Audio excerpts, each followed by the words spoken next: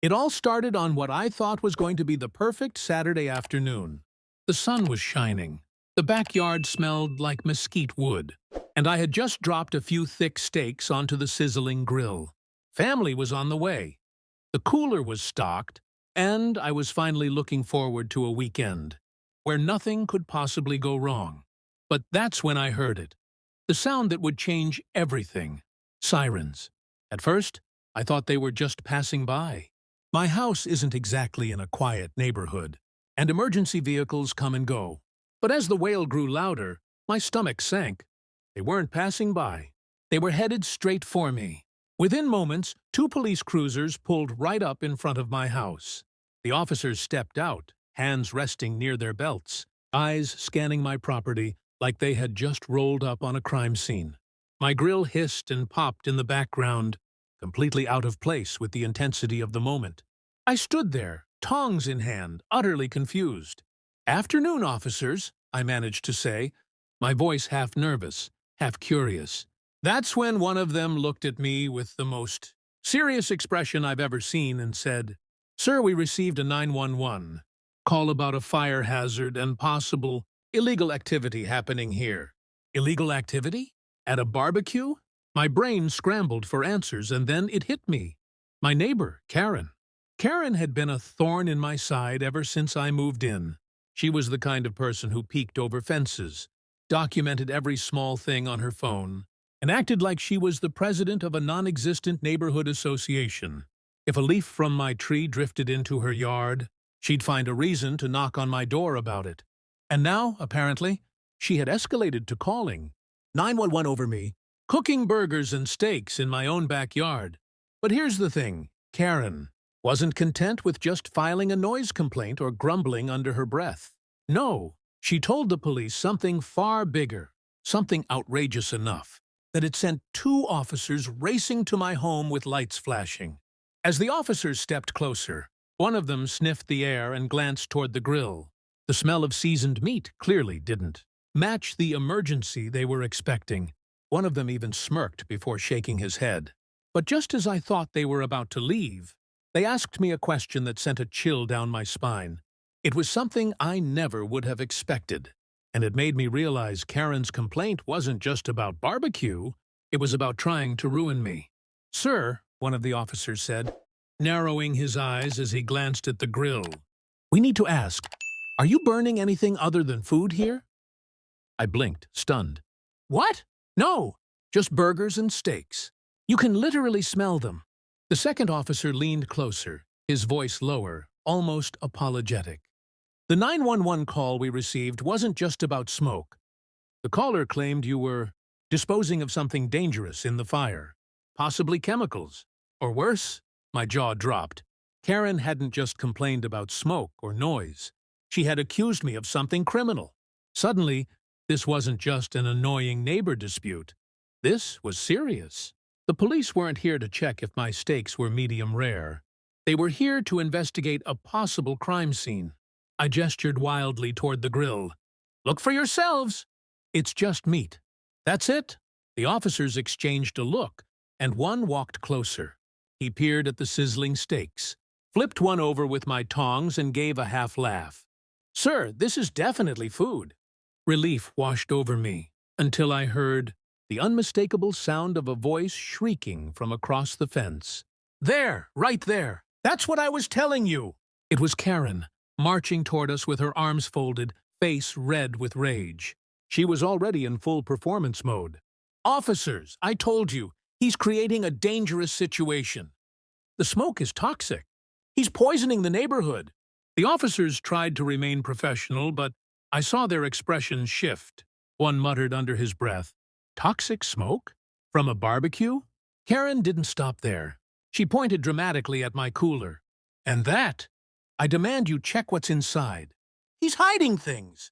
This man has been nothing but trouble since the day he moved in." I couldn't believe what I was hearing. Hiding things? In my cooler?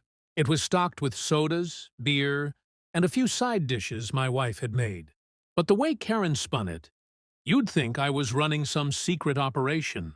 The officer looked at me and raised an eyebrow. "Mind if we take a look?" I sighed, popping open the cooler lid. Inside, ice glistened around cans of soda and bottles of water. A container of potato salad sat neatly in the corner. That was it. Nothing illegal. Nothing suspicious. Just picnic food. The officers exchanged another glance, this time one of exasperation. But Karen wasn't backing down. Her voice climbed higher, shriller, and louder for the whole street to hear. If you don't stop him now, something terrible is going to happen. I've seen the signs. The officers, clearly losing patience, turned to her. And that's when the entire situation took a shocking turn I didn't see coming. The taller officer held up his hand, silencing Karen mid-rant. "Ma'am, please calm down. We've inspected the grill, and we've inspected the cooler. Everything here is normal." But Karen wasn't the type to accept reality when it clashed with her imagination. She stomped closer.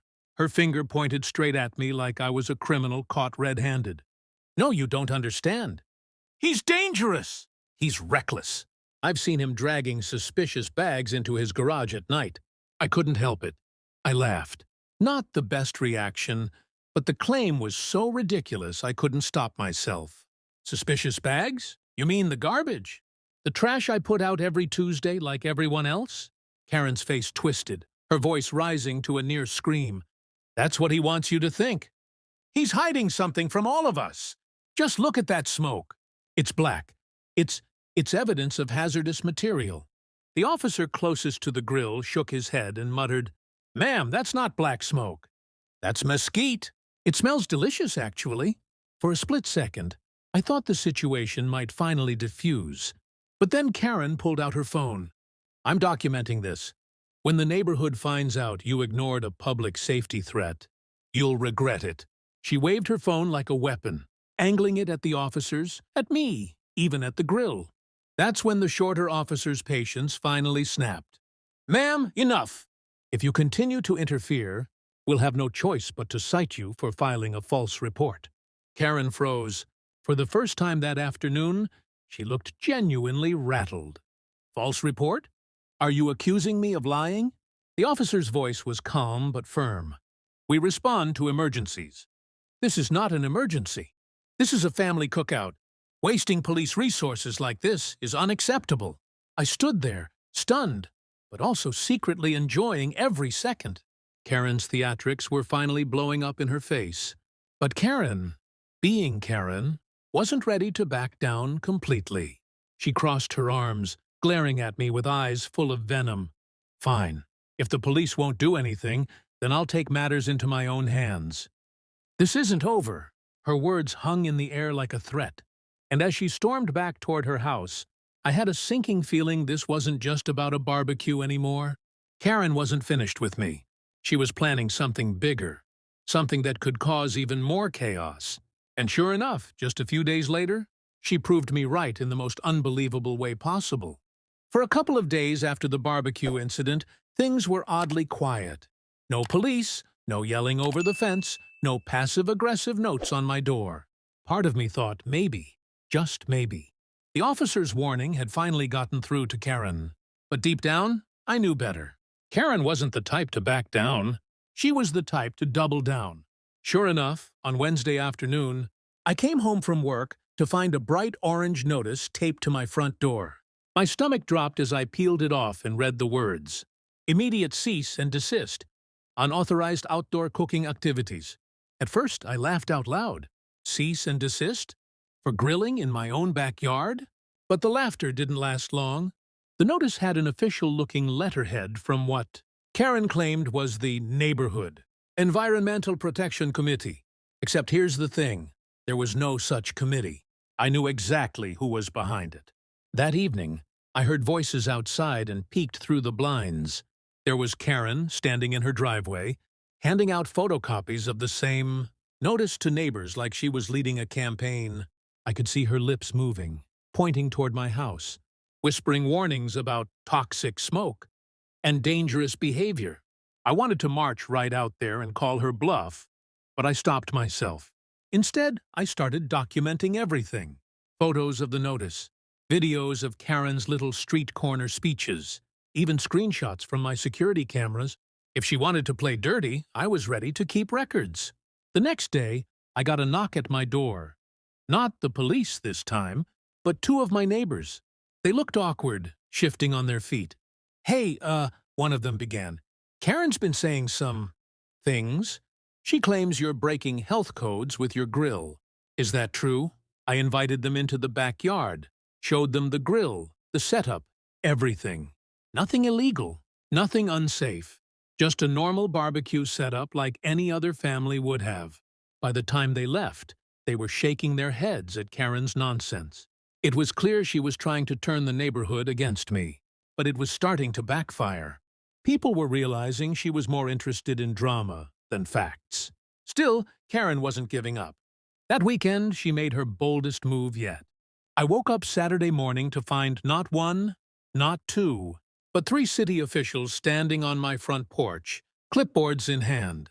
And guess who was smirking proudly from the sidewalk, arms folded like she had just won a battle? Karen. The three officials introduced themselves as inspectors from the city's code enforcement department. Apparently, they had received multiple complaints about illegal burning, hazardous waste disposal, and environmental code violations on my property. I didn't need to guess who had filed those complaints. Karen stood nearby with her arms crossed, wearing the kind of smug grin that said she believed she'd finally cornered me. "Sir," one of the inspectors began, "we'll need to take a look at your backyard grill setup and verify the claims." "Of course," I said calmly, though my pulse was racing. This was it, the moment Karen had been building toward. But what she didn't realize was that I had been preparing too. I led the inspectors to the backyard, where my grill sat shining clean, stocked with fresh propane, and sitting on a stone patio far from anything flammable. I had even printed out the city's own code guidelines, highlighting the sections that proved I was 100% compliant. The inspectors took notes, snapped photos, and checked everything thoroughly. Karen hovered at the fence, calling out accusations like, "Check his garage, too. He hides things in there." One inspector sighed, clearly irritated. "Ma'am, we are here to assess the specific complaint. Please step back." After a full 30 minutes, they concluded their inspection. The lead inspector closed his clipboard and looked me square in the eye. "Sir, everything here is perfectly safe and fully compliant with city regulations. There are no violations whatsoever." Karen's smug smile cracked. "What? That can't be right. He's endangering the entire neighborhood." The inspector turned to her with a stern expression. "Ma'am, filing false or exaggerated complaints wastes city resources. If this continues, you could face fines for harassment and obstruction." Her face went pale. She sputtered, I was just trying to protect everyone." But no one was buying it anymore. Two of my neighbors, who had wandered over to watch, shook their heads. One even muttered loud enough for her to hear, "She's lost it." As the inspectors left, one of them gave me a knowing look. "You've got nothing to worry about, but you might want to keep documenting these incidents." I nodded, already one step ahead. I had videos, photos, and now official records that proved Karen was the problem, not me. That night, I fired up the grill again, steaks sizzling louder than ever. This time, several neighbors joined me, laughing and enjoying the food.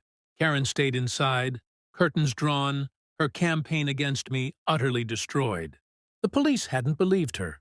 The neighbors hadn't believed her. And now, the city itself had proven her wrong. Karen had tried to ruin my barbecue, but in the end, she only cooked up her own humiliation. The end.